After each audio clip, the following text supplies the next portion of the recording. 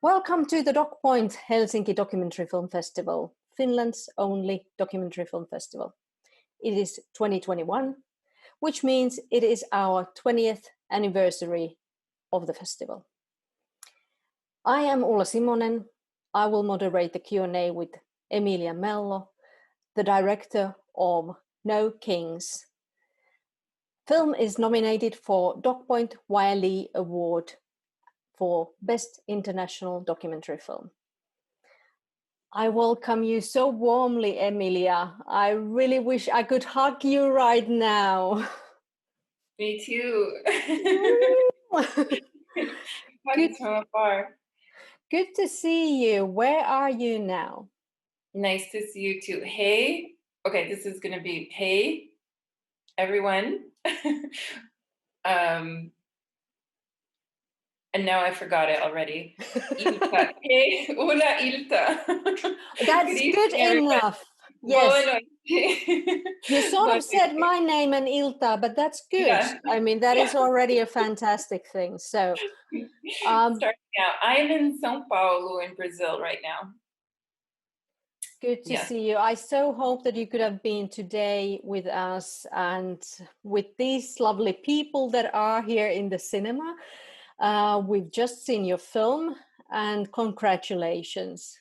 Thank you. It's after every film, people usually say this was a long journey, and sometimes it's true and sometimes not so much. But in your case, it has been a long journey. It's true. This today will be 10 years since I started the first writing about the film, and also 10 years since I started shooting on the peninsula. So the film changed a lot over the years. It wasn't the film that I set out to make. The film that I set out to make was actually a documentary about a soccer competition on the peninsula. So this was supposed to be a sports documentary. Sorry for those people who still thought it was a sports documentary. I think that PR has done their job and not trying to persuade. I did not know that it was supposed to be a sports thing. For you in the cinema, we've met with Emilia while making this film, so therefore I had some pre-experience of what you were doing, and it was not a sports film when I saw it the first time. No. But really, congratulations! You made a beautiful, beautiful film. It is a lovely combination of fantastic cinematography, sensory experience in a very, very spectacular way. Sort of very hard to describe even, but it's so feels really like being over there. And then every once in a while we come to the realization that also the filmmaker is present. Your presence is very, very strong and beautiful in the film, and the characters that you have are exceptionally. So how did it become from a sports film?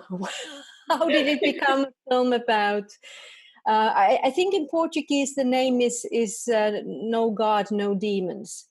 Yes. So where to Ismael saying he doesn't need God because he doesn't have any demons. Mm-hmm. So who was first, Lucimara or Ismael? Ismael, because he was the captain of the soccer team that I was following.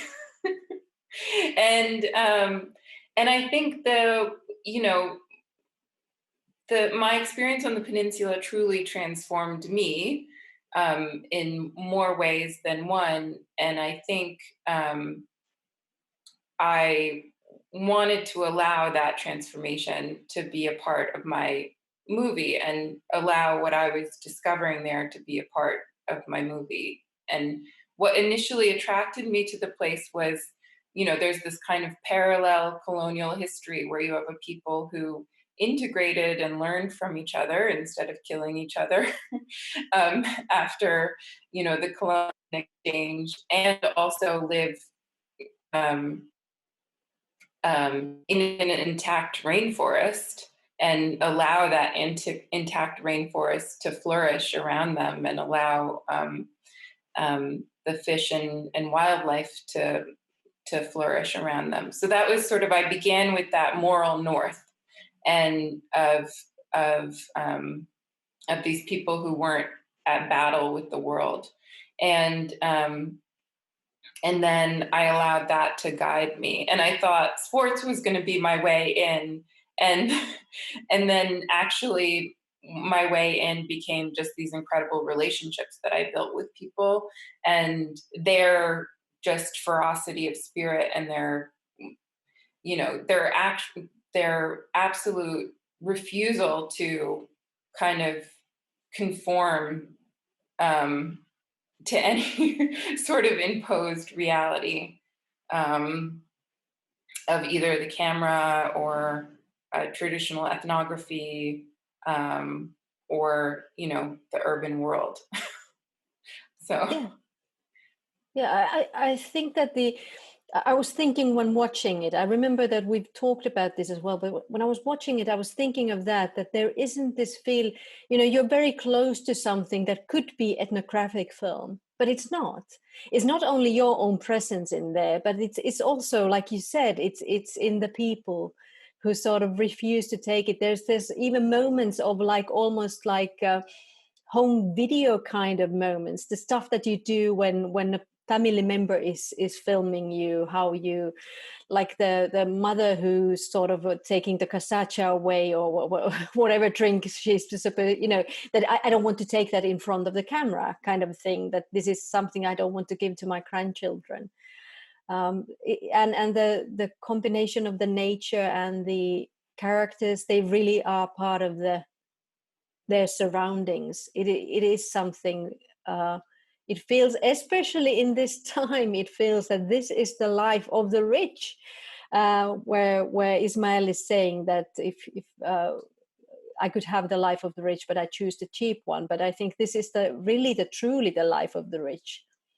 it absolutely is. And I think, it's been, I feel like this is a really poignant time for this movie to come out, because, for those of us that live in cities and live in ways that are really interdependent with these global systems, it's been a time of extreme anxiety. And I haven't gone to Ponta Negra or I haven't been to the peninsula during the entire pandemic, because I don't want to expose any of the people there. And their policy has been sort of to shut off from the world, to protect their elders, which is great that they're able to do that. But knowing that they're there and getting pictures and messages from my friends there is so heartening, because I feel like, wow, there's, in the midst of all of this, extreme fear and anxiety, there's this place where people really are living and making their own way in the world, and enjoying each other, and you know and for them it's almost been a, a better time than in a long time, because it's been a time free of tourists, um, and so it's poignant that this place that for me represents this sort of freedom from global systems of anxiety, um, that should come, that I can share it with the world at this time when we're all very much suffering from this anxiety. So I hope that it kind of provides a sense of relief to visit this place for a little while, and to remember that there are places where, you know, people can make their own way in the world. I think it certainly does. I mean, already you're opening with when we are in the water together with the fishes, we sort of we sort of jump into this world, and then start going with the fishing boat, seeing that, okay, we're somehow getting an understanding. So you're sort of growing the film without giving us a narrative guideline, but more of the really the perspective of the nature and the human's connection to the nature.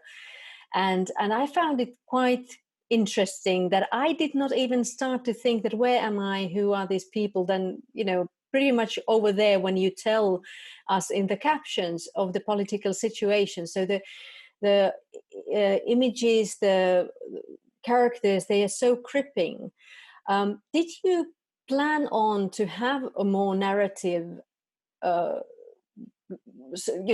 really a story to tell, or did you, how did the dramaturgical line came along? Because now it feels that your scenes, they are quite long, and they're paced in the way that it feels that it's the pace of the nature. This is how I sort of internally feel.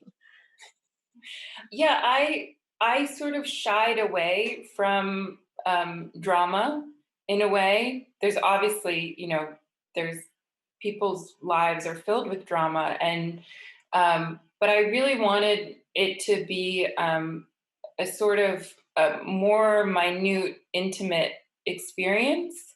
I kind of felt like sometimes there is a hierarchy um, of of drama where we allow we allow ourselves, Chloe, in the afternoon, and to get into like the minute emotional experience of a rich woman in Paris, but we don't allow that for people who live in other places or in nature, or who are quote unquote poor. And so it was, for me, it was important to shy away from any of these narratives that could hook people into understanding people in a certain way, and just allow people to rest in the kind of emotional substance of a moment. I hope that makes sense.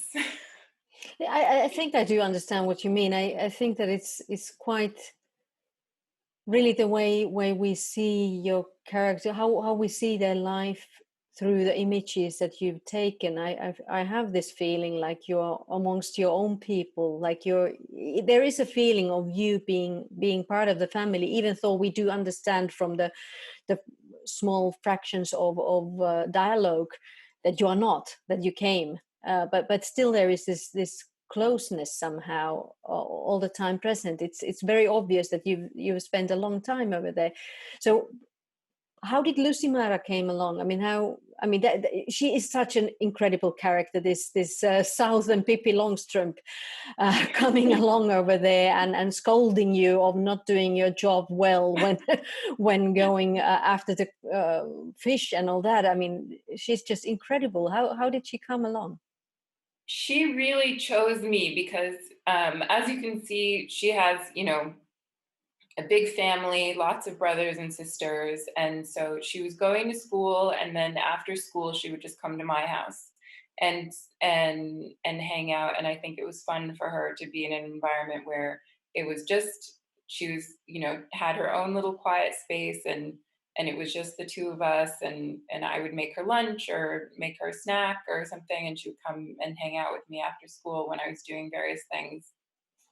Um, and then she just insisted that, she wanted to bring me along with the things that she was doing, which was fishing primarily, and making sweets. and and it was, she really made like short work of me. I soon became, she's obviously the boss in that relationship. And so really it was all her. And that was, um I think that in documentary, it's like you want to be um sharing with people who want to share with you, and she really just opened herself up. And then weirdly enough, she She and Marisol love watching the movie. They love watching the parts with themselves in it. But they don't remember that day when we went fishing as me with a camera. They just remember that I went with them when they were fishing. Um, so really, the primary force there was the relationship. It wasn't the camera. Right. And yeah, Have they seen now the full film? Your film was finished just before COVID hit. yeah. So movies are not really part of the culture there. So usually how it works out is that I've shown the movie um, to people separately, and they'll be interested in the parts that they're in, and then quickly want to do something else. Yeah, I mean, it's their life. They've seen it all already. I can sort of imagine that what the attitude, based on the film, what the attitude for this, looking at somebody else doing something that they do every day is like, yeah. Well, yeah, that also, and then Lou and Marisol love watching themselves. They love watching their own parts. They loved watching the raw footage of it when I first did it. They would like ask to come over and watch the footage, and then um, the peninsula has about 6 different communities on it, and some have more traditional fishing and activities, and some have less. And so I had one friend who watched it and he started crying and really felt moved because he's from a community that has way less of the nets, the circus that are part of the traditional fishing, and it's something that he lived as a child. um, and so slowly people are watching it and having reactions.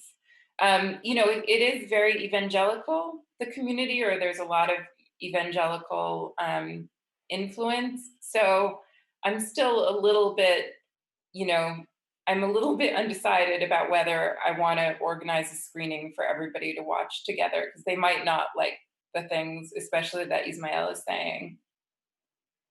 Yeah, I think it's, well, like always with the documentarist and the characters that you're taking, there's also the responsibility to protect and to Yeah. see what then would happen. But I think it is really a remarkable work, and I'm really happy that you were able to pull it off after long time of working with the film. Financially struggling, but also otherwise it was I mean, like always watching a film, and it looks so elegant. It looks like things just fall in places just like that, but it's a different story when you're making it. Yeah, I feel like